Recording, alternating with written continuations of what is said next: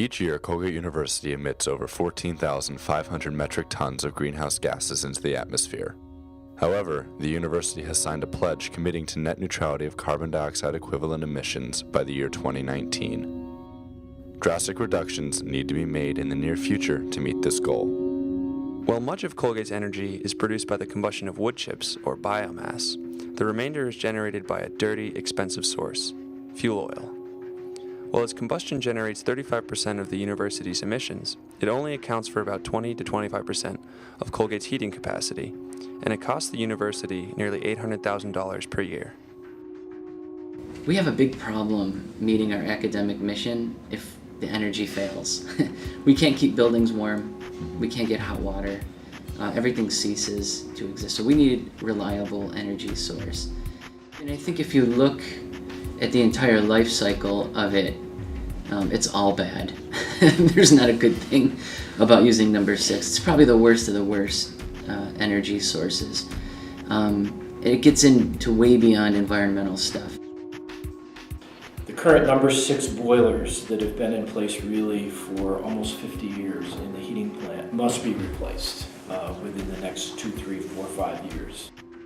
The EPA's new restrictions would outlaw such a replacement. Furthermore, fuel oil number 6 will be banned as a fuel source for institutions in the near future. The university will have no choice but to find an alternative fuel source, necessitating an in-depth consideration of the other potential types of fuel. The question was, what do we replace them with? And there really three alternatives have been investigated. The first would be to move wholly to wood chips.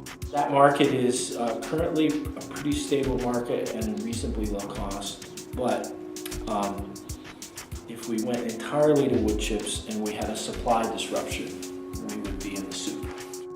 Second is to basically rely on either number 6 or number 2, that is build new fuel oil boilers and rely upon that as the backup.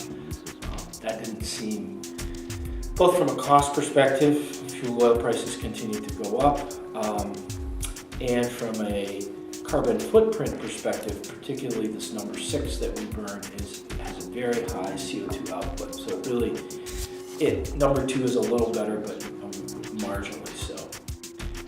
A third alternative that we looked at is basically biofuel. Again, that's a real supply chain problem right now. There's currently not a reliable source that would be able to supply it in the volumes that we need. The fourth alternative under consideration is natural gas. Colgate would install 2 natural gas boilers that can also fire fuel oil number 2 in case of emergency. Colgate would hook into the nearby interstate natural gas pipeline for their supply. All of these fuels have a number of costs and benefits, but the research and key stakeholders currently involved have been leaning more and more towards natural gas as the most viable alternative. By switching to natural gas, Colgate could save over $300,000 per year in fuel costs and over 1,000 metric tons of carbon dioxide equivalent emissions each year. Compared with the other alternatives such as fuel oil number 2 and vegetable oil, natural gas is the most economically attractive and lowest emitting option. Since Colgate is aiming for net neutrality by 2019 in carbon emissions, natural gas is most aligned with the university's direct goals. This fuel oil number 6 is coming from somewhere. It's coming from wells that have had impacts on the environment. They may be distant from us, so we, kind of out of sight, out of mind. And I certainly think it's is it the ideal solution? No. Is it better than coal? Sure. I do see this as kind of a natural gas as an intermediate step that's moving us somewhat in the right direction. The impacts with natural gas drilling and development, those are real, and they have to be considered in the context of all the other things that we do. Wastewater pits wash out. There's been huge road damage. The gas companies have contracted to pay for part of that, but in one case they're now reneging on the payments.